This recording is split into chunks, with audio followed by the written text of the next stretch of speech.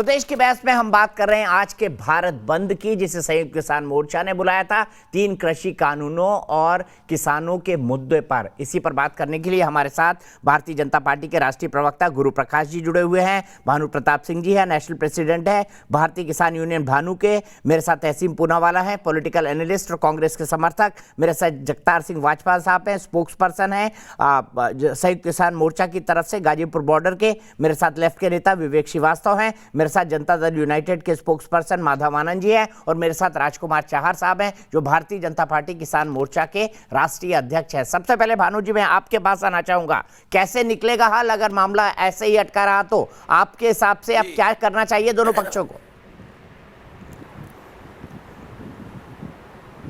ऐसा है, नंबर 1 बात तो ये है, पहली बात मेरी ये है कि आज जो तथाकथित किसान नेता संयुक्त मोर्चा बनाकर और जो आज भारत बंद की घोषणा की, उससे किसानों का क्या फायदा होने वाला था?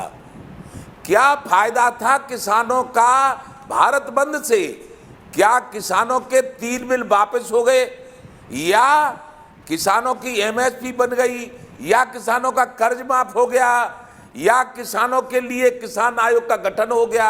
कौन सी मांग पूरी हो गई आज के किसान भारत बंद से? केवल आम जनता को परेशानी। ऐसे भारत बंद कहीं नहीं हो पाया। काम कर रही है तो क्या किसानों को आंदोलन नहीं करना चाहिए? फायदा क्या होता है? चुपचाप सुनिए, नहीं करे किसान, चुपचाप घर बैठ सुनिए, जाए। होश से आपने नहीं करे टिकैत साहब के साथ मिलकर आंदोलन। अरे आंदोलन करा, किसान आंदोलन करेगा, भारत बंद करेगा, तो आपने भी करे ना, लूट करेगा, आप भी लड़े सरकार से, लूट करेगा। आपका अपना ट्रैक रिकॉर्ड है। कांग्रेस के फंडिंग से चल रहा है, कांग्रेस के फंडिंग से। कौन किस किसान ने किसको लूट लिया?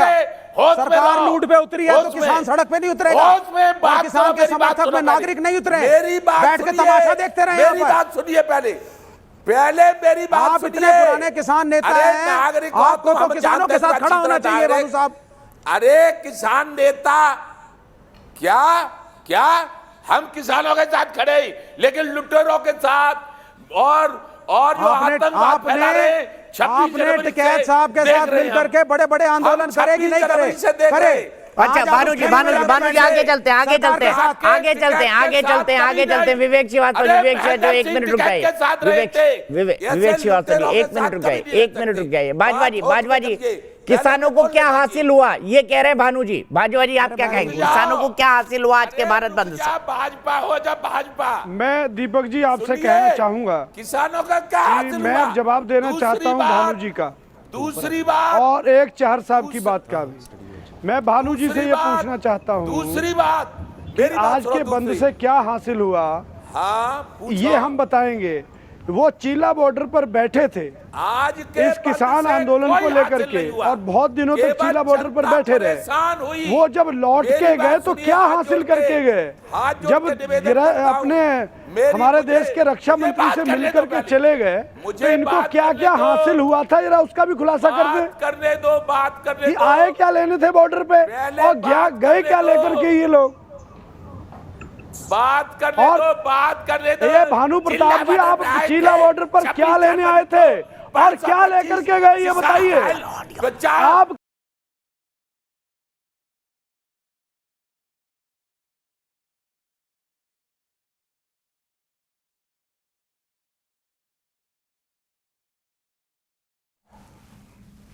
अच्छा एक मिनट देखिए, किसान हमारा अन्नदाता है, हम उसके लिए किसी भी गलत शब्द का इस्तेमाल ना करना चाहते हैं, ना होने देंगे। मैं सीधे तहसीन पूनावाला के पास चलता हूं, उसके बाद राजकुमार चाहर और गुरु प्रकाश जी मेरे साथ हैं।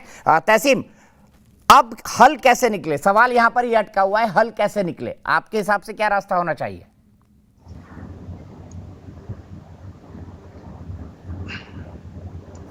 सरकार तीनों काले कानून वापस ले ले और किसानों के साथ बैठे।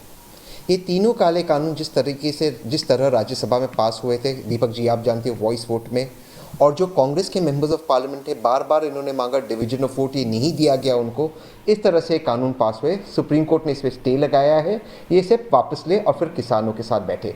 दूसरी बात, जो इलेक्ट्रिसिटी बिल रेगुलेशन सरकार लाने की कोशिश कर रही है, जिससे मैं देश की जनता को बताना चाहता हूँ कि जितने भी हमारे डिस्कॉम्स है ये सारे प्राइवेट निजी सेक्टर में चले जाएंगे और आपके बिजली के दाम 15 और 20 रुपया प्रति यूनिट हो जाएगा। इससे हमें बेचना है और देश को बचाना है।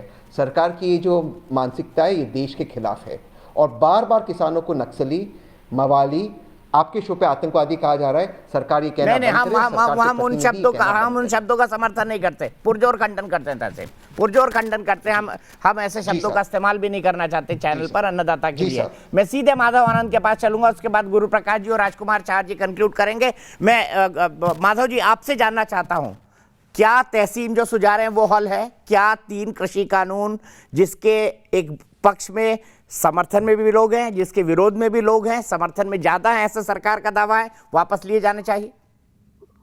मुझे नहीं लगता है कि वापस लेने की आवश्यकता है। खुले दिल से बैठने की आवश्यकता है और सरकार जो है कृत संकल्पित है किसानों की आय दुगनी हो इसके लिए। और जो कानून बनाए जाते हैं दीपक जी, चाहे किसी की भी सरकार हो, चाहे एनडीए की सरकार हो या पूर्व की सरकारें हैं, जनहित में फैसला लेती है, कोई अपने हित में फैसला नहीं लेती है। ये सब लोगों को समझने की आवश्यकता है। जनहित में लिया गया फैसला है, किसानों के हित में लिया गया फैसला है। अगर उस कानून में कुछ कमियां हैं तो उस कमियों को दूर करने की आवश्यकता है। सीधा काला कानून कह देना, मुझे लगता है कि कैसे कैसे शब्द लोग यूज करते हैं विपक्ष की पार्टियां। काला कानून का अर्थ होता है कि उस कानून में कुछ भी अच्छा या है ही नहीं, इसका ये अर्थ हुआ। लेकिन उसमें कानून में बहुत सारे अच्छे पहलू भी हैं। जो कंसर्न है, जो एप्रीहेंशन है किसानों को, उसको दूर करने की आवश्यकता है। खुले दिल से बैठे, बातचीत का रास्ता जो है सो निकाले। निश्चित रूप से किसान भाइयों का मांग पूरा होगा और सरकार जो है कृत संकल्पित है कि किसानों की आय दुगनी भारतवर्ष में हो।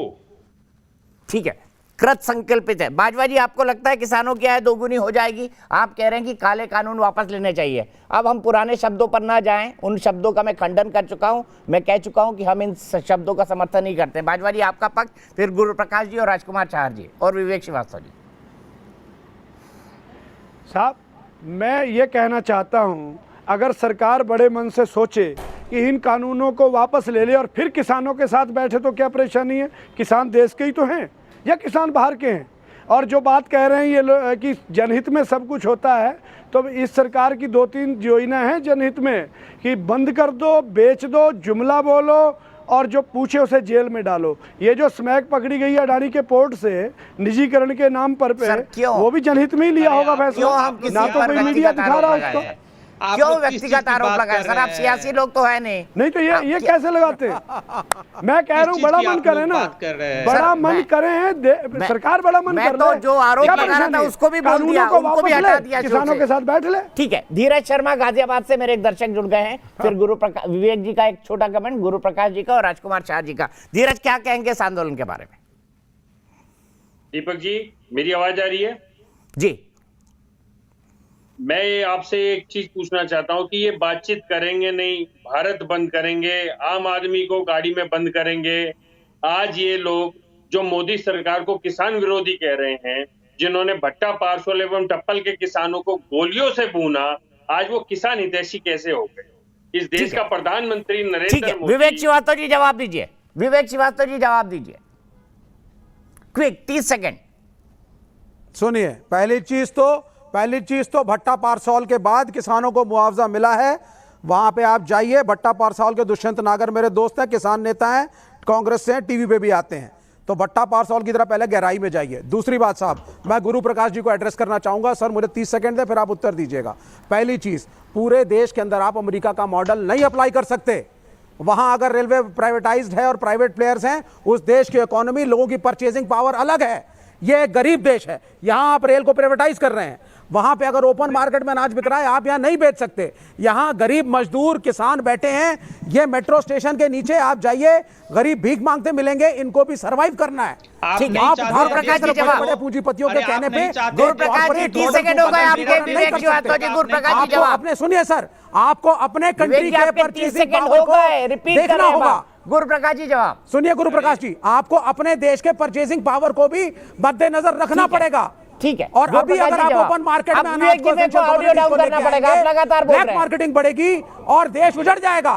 तो मोदी साहब की अगर नियत नहीं खराब है, उनका मॉडल जरूर खराब है। विवेक, तो please remove this corporate model और आप वापस गुरु अपने प्रकाश जी सोशलिस्ट मॉडल पे आइए। बस हो गया, आप प्लीज विवेक जी को ऑडियो डाउन करिए।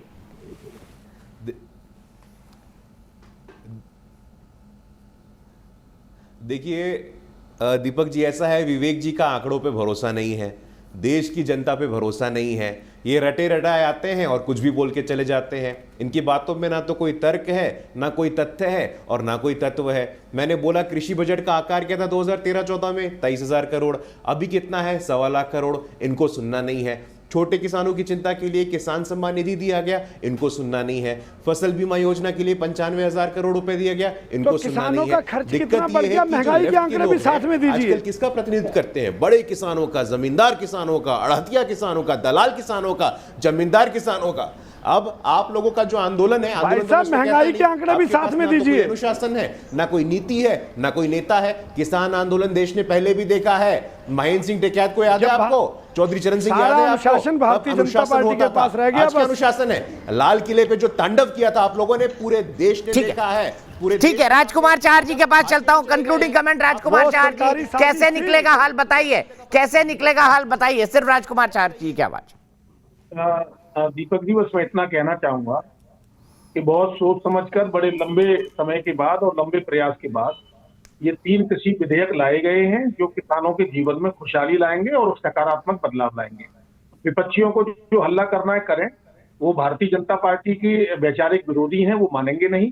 और माननीय नरेंद्र मोदी जी की लोकप्रियता से वो घबराए हुए हैं, हताश हैं और निराश हैं। तो इसलिए ये 3 कृषि विधेयक तो हमेशा रहेंगे, ये कभी हटने वाले नहीं है, क्योंकि लाए गए हैं किसानों के हित के लिए। इसमें आज तक ये कुछ बता नहीं पाए, कोई इसमें गलत है नहीं। किसान के लिए मोदी जी लगातार काम कर रहे हैं और आने वाले समय में जो भी किसान संगठन देंगे और भी करना है तो वो भी मोदी जी ही करेंगे। इनकी तो कोई हैसियत और औकात नहीं है कि ये इस पर कुछ कह सकें। ठीक है, मैं यहीं पर रुकूंगा। अफसोस नसीब, मेरे पास वक्त इतना ही है, मुझे यहाँ रुकना पड़ेगा, ब्रेक लेना है। क्या किसान और सरकार के बीच को क्या किसान और केंद्र को बातचीत के रास्ते पर आना चाहिए? हाँ कहना है 95% लोगों का। फिलहाल एक ब्रेक, लेकिन न्यूज नेशन पर खबरों का सिलसिला लगातार जारी है।